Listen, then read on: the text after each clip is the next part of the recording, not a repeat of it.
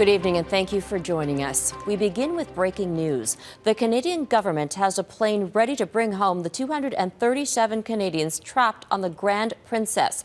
That's the cruise ship off the coast of California. The request was made by the U.S. government. Those passengers will be screened before boarding the plane and then be taken to the Canadian Forces Base in Trenton, Ontario, where they'll undergo 14 days of isolation. Global News broke the latest developments to one of the Canadian passengers on that cruise ship. It feels bloody wonderful is how it feels. I would rather be on Canadian soil under Canadian medical care, if that's necessary, than here in the United States. So I am exhilarated by that news. Here at home, the number of new cases keeps climbing by the day. Today, there are at least 59 confirmed cases across the country. Alberta has its first confirmed case, as well as 3 presumptive cases. All of them are connected to travel. Health officials in the province are tracking their movements and the people they may have been in close contact with since becoming exposed to the new coronavirus. This marks 4 cases in 4 days. For many, this may be alarming. I want to underline that 3 of these 4 cases are linked to a single cruise ship. To be clear, those cases are linked to a previous voyage on the Grand Princess. But on this trip, 21 people on the ship have the new coronavirus. As Jennifer Johnson reports, the U.S. is racing to limit the spread across the country. But health officials aren't seeing eye to eye with the White House on how to handle the outbreak. The U.S. is now seeing an acceleration of COVID-19 cases as the disease spreads east, over 30 states reporting, even the District of Columbia. Its first patient, a church rector.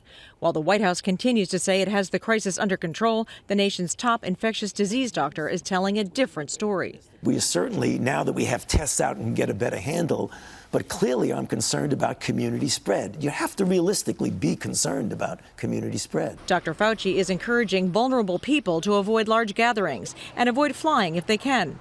The Trump administration is denying reports it overruled health officials who wanted air travel restricted for the sick and elderly, calling the report complete fiction. It's also downplaying concerns after a person attending the CPAC conference with President Donald Trump and Vice President Mike Pence last weekend in Maryland tested positive for COVID-19. That's why we ask people to sanitize their hands and to take various types of precautions. So the president does that. Now some good news for over 3,500 people, including 237 Canadians, stranded on board the Grand Princess off the coast of California. The ship will be allowed to dock at the port of Oakland likely on Monday.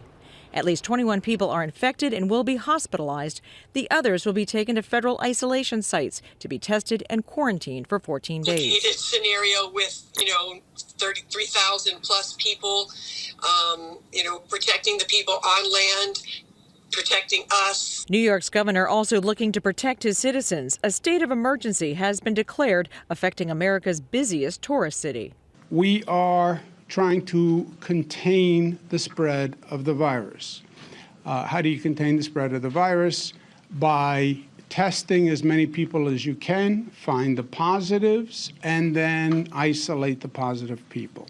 Government officials now say they are producing more test kits, which so far couldn't keep up with demand.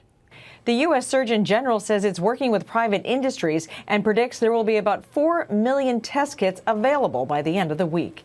Robin? Jennifer Johnson in Washington. As COVID-19's global spread continues to grow at a rapid pace, so do the myths and misinformation. And that poses a risk to the education that health officials are trying to get out. Our Jeff Semple set out to separate fact from fiction.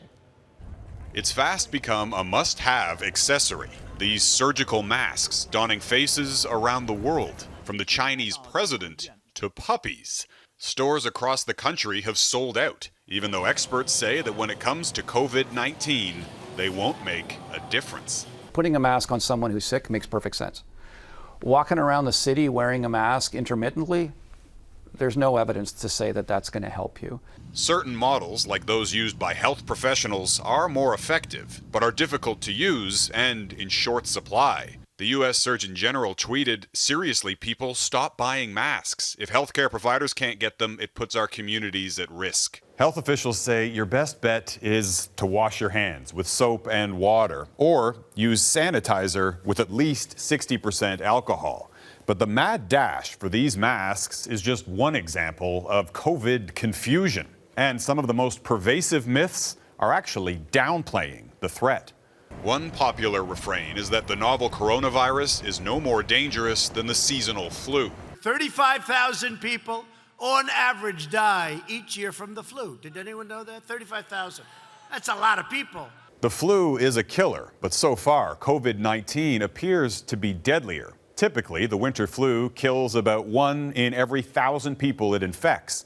But that number for the novel coronavirus appears to be closer to 1 in 100. The scary thing about novel coronavirus is it seems like it's more contagious than SARS and it's more deadly than seasonal flu. This statistician notes the virus's reproduction number is 2.28, meaning each sick person is infecting at least 2 others. That's enough to say it's quick exponential growth. But if we all start being more careful and washing our hands and so on, it's possible that we could reduce that. It turns out dogs can get the virus. Officials just confirmed a case in Hong Kong, but they don't think canines are contagious. Children can become infected too, but like the majority of all cases, their symptoms are mild, meaning many are likely going undiagnosed. Without extensive testing, we don't have a clear picture of how far the spread has gone, and all we really can know for sure is that it is a much larger number than the official cases. Our best weapon against the virus is the production of a vaccine, but that's likely to take at least 1 year. Jeff Semple, Global News, Toronto.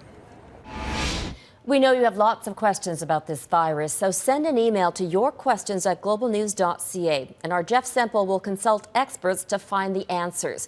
We also have a special page dedicated entirely to the new coronavirus. That's at globalnews.ca/coronavirus.